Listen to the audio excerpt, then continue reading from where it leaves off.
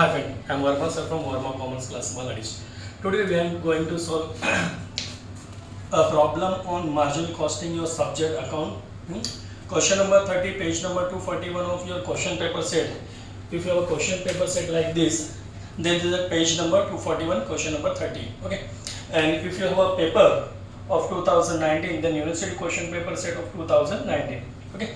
तो marginal costing हम solve करेंगे. अप्रैल 2019 का पेपर लेटेस्ट क्वेश्चन है, 15 मार्क के लिए आया हुआ. ठीक है. हाँ, ये क्वेश्चन आपके लिए आईएमपी है. ठीक है. और इसको हम लोग स्टार्ट करते हैं कैसे इजीली सॉल्व करना. एकदम इजी है, कुछ हार्ड नहीं रहता है. खाली दो तीन जो इससे पहले, हाँ, जो आज का लेक्चर आप देख रहे हैं उसके पहले मैंने बेसिक लेक्चर देख लेना दोस्त. बेसिक में मैंने एकदम बताया कि आपको जितने भी फॉर्मूले, 4 फॉर्मूले के अंदर पूरा आपका टॉपिक कवर हो जाता है. वो एक क्वेश्चन देख लेना, आपका पूरा परफेक्ट मार्जिनल कॉस्टिंग हो जाएगा. ठीक है. एक भी क्वेश्चन नहीं बाकी रहेगा, पूरे के पूरे एकदम क्लियर करके दिया उसमें. ठीक है.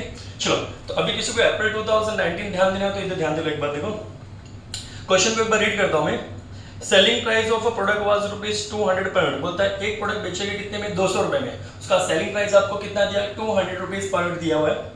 And it's a cost structure was follow. उसका कॉस्ट स्ट्रक्चर भी दिया आपको. वेरिएबल कॉस्ट दिया, मटेरियल लगा कितना 76. चलो मटेरियल कितना दिया उसका 76 मटेरियल दिया हुआ है. और क्या दिया देखिए, एक मिनट, और उसमें दिया हुआ है, just a minute, yes, labour आपको दिया 28. ये भी मटेरियल कॉस्ट में आता है, लेबर भी वेरिएबल कॉस्ट में आएगा वो. और डायरेक्ट एक्सपेंस भी आपका वेरिएबल कॉस्ट में आता है. क्या क्या वेरिएबल कॉस्ट में आता है, क्या क्या फिक्स, इससे जो बेसिक लेक्चर मैंने बनाया मार्जिन उसमें पूरा डिस्क्रिप्शन किया हुआ मैंने, देखिए पूरा डिस्क्राइब किया उसमें.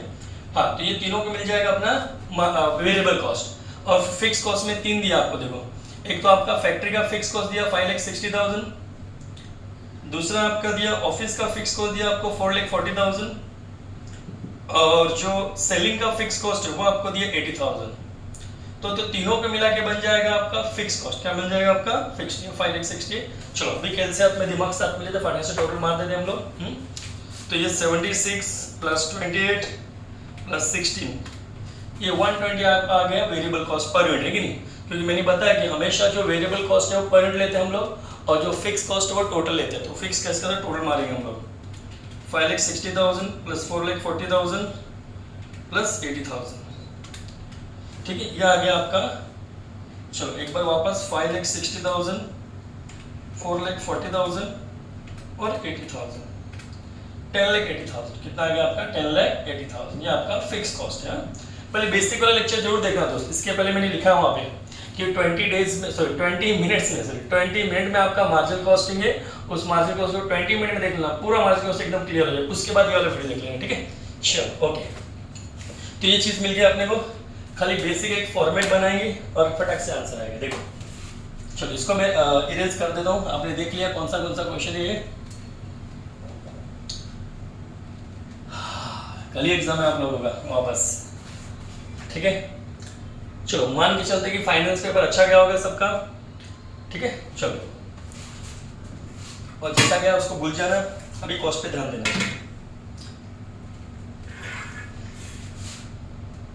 ओके,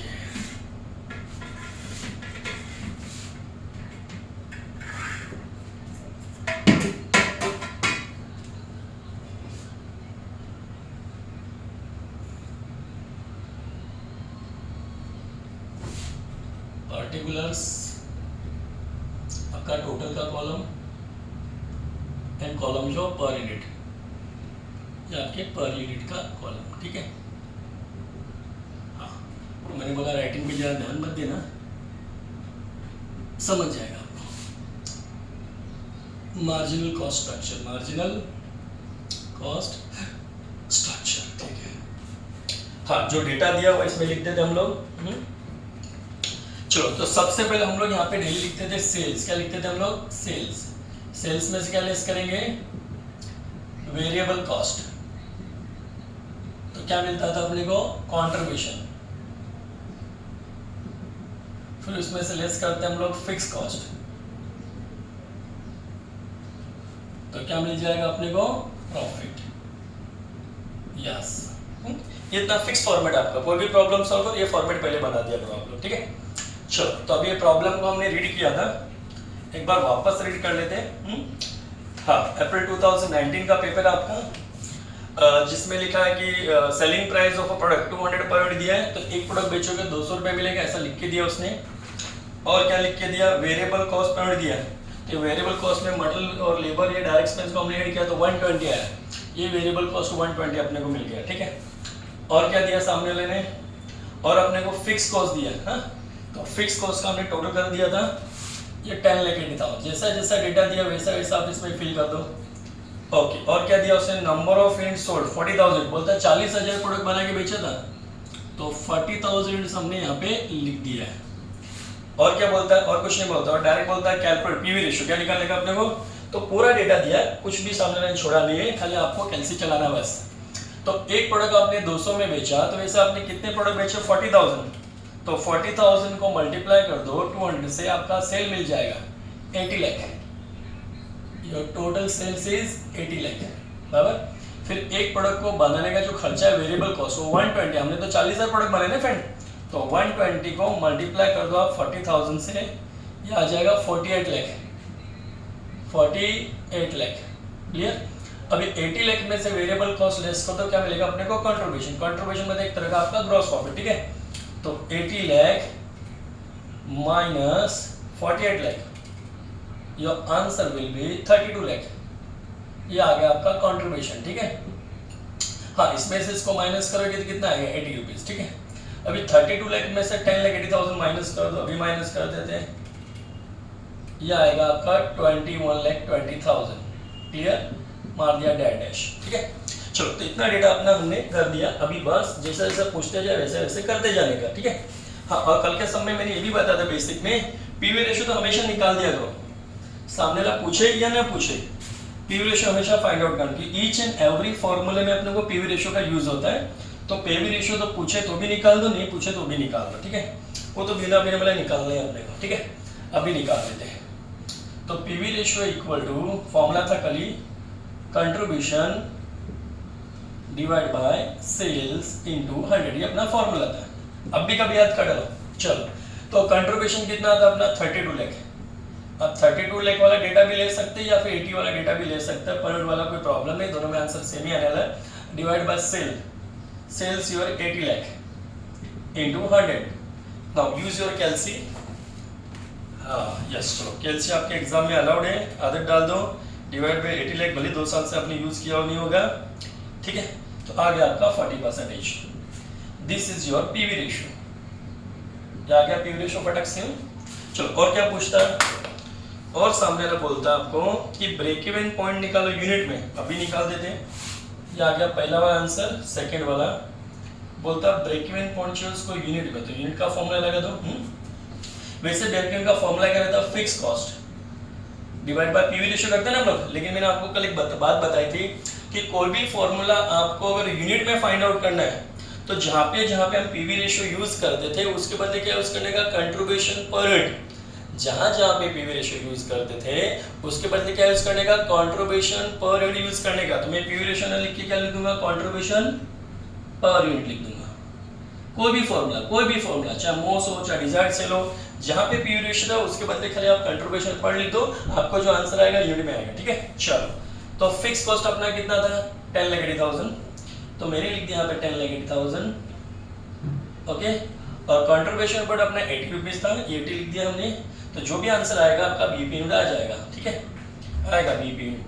चलो, तो 10,80,000 डिवाइड बाय 80 कर दो, यस 10,80,000 डिवाइड बाय 80, यह आ गया 13,500। चलो, नहीं दिखाई देगा तो भी मैं बोल देता हूँ, 13,500 आपका आंसर आया है, 13,500 यूनिट आपका आंसर है, ठीक है। चलो, थर्ड क्या बोलते हैं,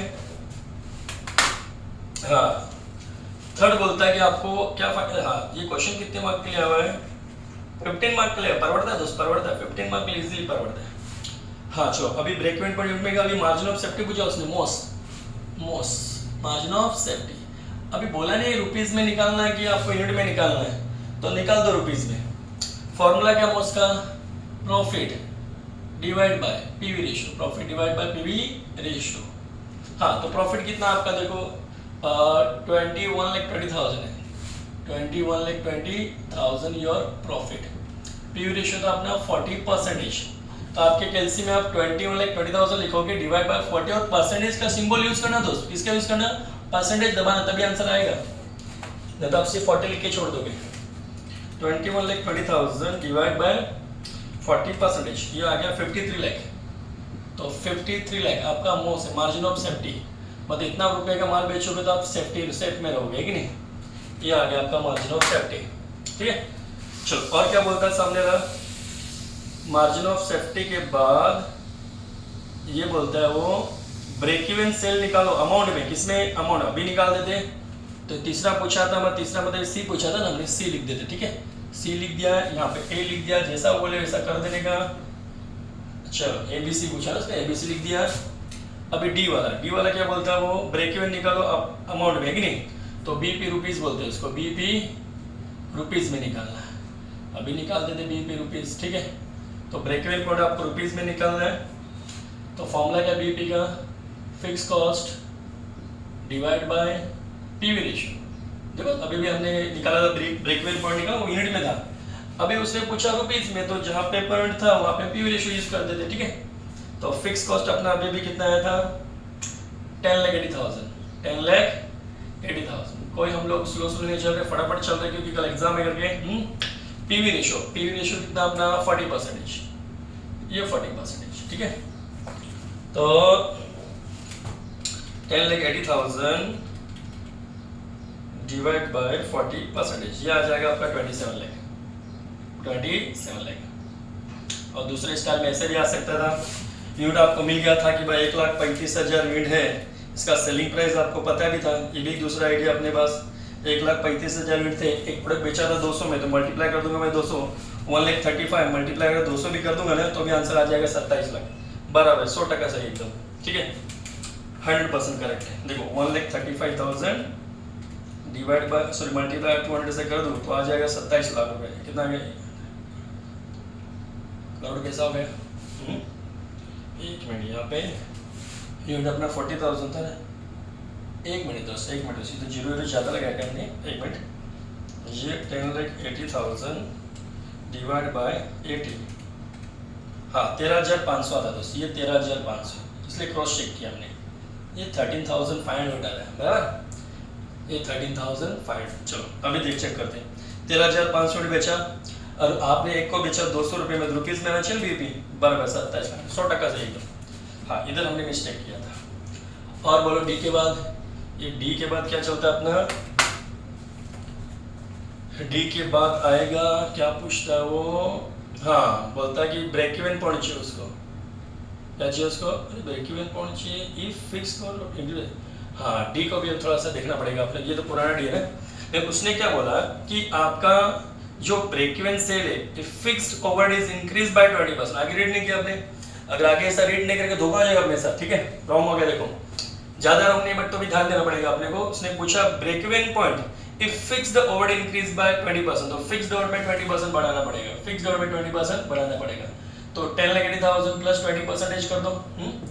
और ये थोड़ा सा कल इतना मिस्टेक है, बराबर, बाकी करते हैं अपन। 10,80,000 प्लस 20%, 10,80,000 प्लस 20%, यह आ गया आपका 12,96,000। हाँ 40% अभी करेंगे। हाँ 12,96,000 डिवाइड बाय 40%, यह आ गया रुपीज 32,40,000, 32,40,000। क्लियर? ये अपना आंसर है किस बात का? ब्रेक इवन पॉइंट का, ठीक है, रुपीज वाले का। अगर फिक्स कॉस्ट आपका 20% से बढ़ जाता, तो फिक्स कॉस्ट पहले इतना था, उसमें उसने बोला 20% इंक्रीज कर दो, कर दिया तो इतना आ गया, है ना। फिर अपना जो पीवी रेशियो यूज करो, आ गया अपना आंसर, ये आपका बीपी रुपीज आ गया। अगर जब फिक्स कॉस्ट बढ़ जाएगा तब बढ़ा दिया उसको। और क्या बोलता है? रिवाइज पीवी रेशियो, उसको नया पीवी रेशियो चाहिए when selling price is increase by 20%। अगर सेलिंग प्राइस आपका 20% से बढ़ जाता है तो नया पीवी रेशियो चाहिए। सो अभी निकाल देते हैं, बट पहले सेलिंग प्राइस को चेंज कर देते दोस्त। लेकिन कभी भी याद रखना, अगर सेलिंग प्राइस में कुछ चेंजेस हुआ ना, किधर लिख के दे दो बोला आपको, इधर लिख दो, चलो लिख देते हैं। कौन सा वाला बोलता है? ई बोलता है। तो पहले तो न्यू सेलिंग प्राइस निकालते हैं, न्यू सेलिंग प्राइस निकालते, ठीक है। न्यू सेलिंग प्राइस के साथ जो सेलिंग प्राइस है उसमें कितना परसेंट वो बोला, इंक्रीज करने बोला 20% कर देते हैं।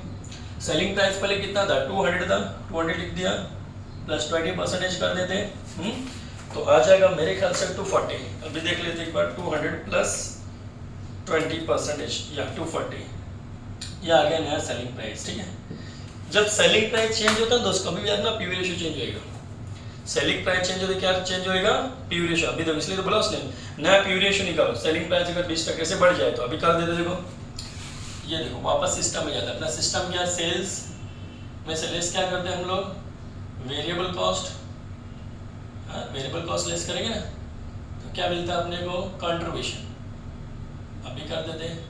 नया सेलिंग प्राइस आपका 240 आया, वेरिएबल कॉस्ट में तो चेंज करने को बोला नहीं, वेरिएबल कॉस्ट तो कितना 120 का 120 ही रहेगा, तो ये आ जाएगा 120, 50% आएगा।